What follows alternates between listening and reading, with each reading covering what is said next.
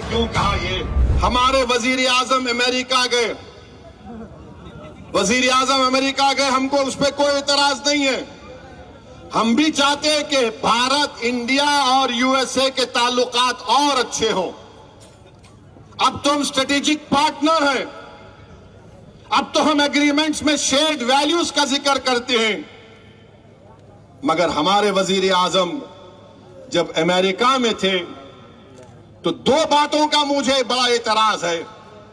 उमूमन अगर कोई मुल्क का वजीर आजम फॉरेन टूर पर जाता है, उस पर तबसरा करना ठीक नहीं है। मगर वजीर आजम प्रधानमंत्री मोदी, मैं मजबूर हूं आपकी बात को यहां पर रखने के लिए।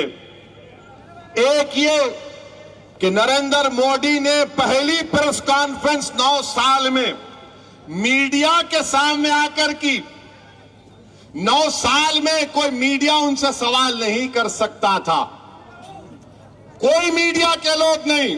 हां, वो एक सिलेक्टेड मीडिया का ग्रुप है। जैसा एक इंटरव्यू लेने वाले पूछा, मोदी जी आपको आम पसंद है? काटने के पसंद है या चूसने के पसंद है? अबे क्या तू अभी भी इतना बुढ़ा हो के दूध निप्पल से पीता? फिर एक रिपोर्टर पूछे, आप अपने जेब में बटुआ रखते?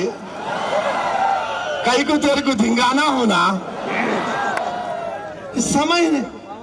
मगर वहां की एक रिपोर्टर ने, वॉल स्ट्रीट जर्नल के एक रिपोर्टर ने भारत के वजीर आजम से जो सवाल किया, देश के प्रधानमंत्री, मुझे बड़ी तकलीफ हुई, बड़ी पीड़ा हुई कि इस तरह से आपसे सवाल किया गया कि आप 9 साल से भारत के वजीर आजम प्रधानमंत्री हैं, 300 एमपी आपके पास हैं, और आपसे सवाल करने वाला ये सवाल करता है कि क्या आप भारत के मुसलमानों के लिए, भारत के मुसलमानों के लिए उनकी तकलीफ को दूर करने के लिए आप क्या काम करेंगे, और फ्रीडम ऑफ एक्सप्रेशन के लिए आप क्या करेंगे?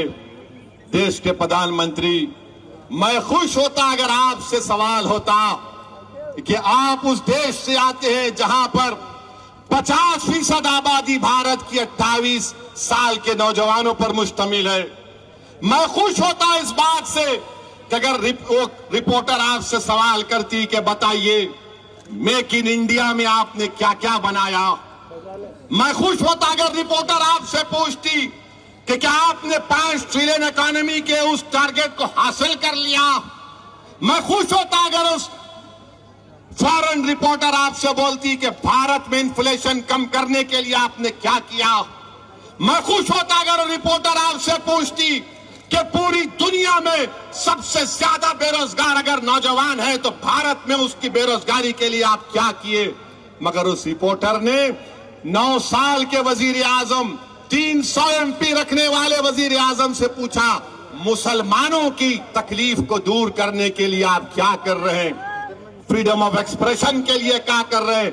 तो हमारे वजीर आजम ने कह दिया कि हमारे डीएनए में डेमोक्रेसी है, डिस्क्रिमिनेशन नहीं है। प्रधानमंत्री, सच्चाई को मैं अब बयान कर रहा हूं। क्या मणिपुर में 300 चर्चिस को जला दिया गया, क्या वो डिस्क्रिमिनेशन नहीं है? 300 चर्चिस मणिपुर में जला दिए गए। क्या उत्तरकाशी में मुसलमानों से नहीं कहा गया कि छोड़कर भाग जाओ,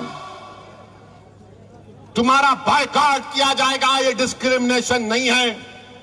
वजीर आजम, क्या आपका दिल्ली का एमपी ने नहीं कहा कि मुसलमानों से कोई खरीदो फरोख्त मत करो, क्या ये डिस्क्रिमिनेशन नहीं है? वजीर आजम, क्या आपने CAA का कानून मजहब की बुनियाद पर नहीं बनाया, क्या ये डिस्क्रिमिनेशन नहीं है? माइनॉरिटी वेलफेयर का बजट आपने 40% कम कर दिया, क्या ये डिस्क्रिमिनेशन नहीं है? आपने मौलाना आजाद फेलोशिप को खत्म कर दिया अल्पसंख्यक समाज के लिए। अब कोई मुसलमान बच्चा फेलोशिप और पीएचडी नहीं कर पाएगा, क्या यह डिस्क्रिमिनेशन नहीं है? प्रधानमंत्री, डिस्क्रिमिनेशन यही भी है कि आपके 306 एमपी में एक मुसलमान एमपी नहीं। डिस्क्रिमिनेशन यह भी है कि आपके पास एक मुस्लिम मिनिस्टर नहीं। बताओ प्रधानमंत्री, फिर आपने क्यों कहा? ये मुझे बड़ी तकलीफ हुई कि आप से इस तरह का सवाल वॉल स्ट्रीट जर्नल के जर्नलिस्ट ने कर दिया। हम तो उम्मीद करेंगे कि भारत के जर्नलिस्ट भी पप्पा जी से इस तरह का सवाल करेंगे। करेंगे नहीं मालूम, मगर अफसोस हुआ देश के प्रधानमंत्री, आपसे इस तरह का सवाल हुआ।